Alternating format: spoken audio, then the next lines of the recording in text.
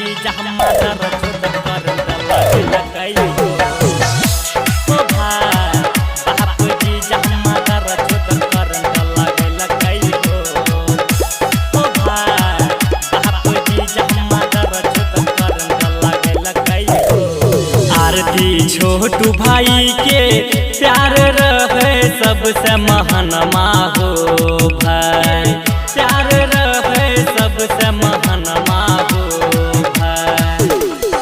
आरती छोटू भाई के प्यार रहे सबसे महानमा हो भाई बाप जीजा मादर चोदल लकई जनमा हो भाई बाप जीजा मादर चोदल लगल गई हो भाई।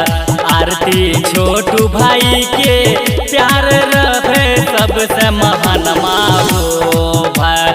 आरती छोटू भाई के प्यार रहे सबसे महानमा हो भाई बाप जीजा मादर चोद करंट लगल कई हो भाई बाप जीजा मादर चोद करंट लगल कई हो भाई बाप जीजा मादर चोद करंट लगल कई हो भाई बाप जीजा मादर चोद करंट लगल कई हो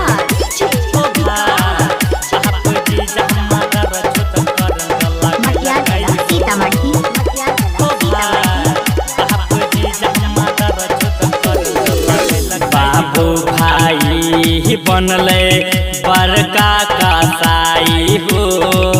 आरती के जिंदगी से गेले खुशियाँ छिनाई हो। बाबू भाई बनले बड़का कसाई हो। आरती के जिंदगी से गेले खुशियाँ छिनाई हो।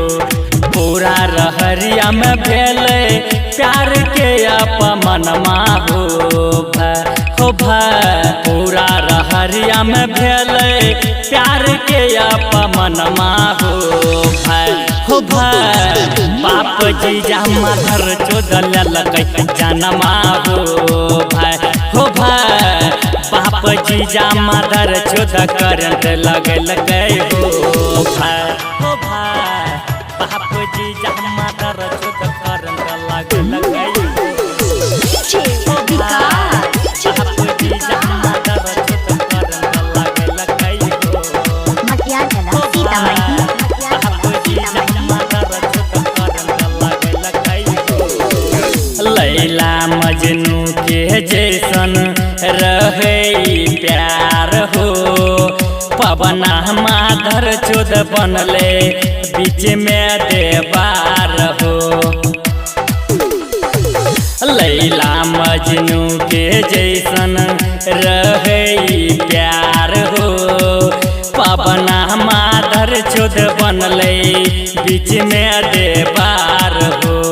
राइटर पर भाषक है 26 जनमा हो भाई राइटर पर भाषक है 26 जनमा हो भाई बाप जीजा मादर चोदल लकई जनमा हो भाई बाप जीजा मादर चोदल लकई जनमा हो भाई।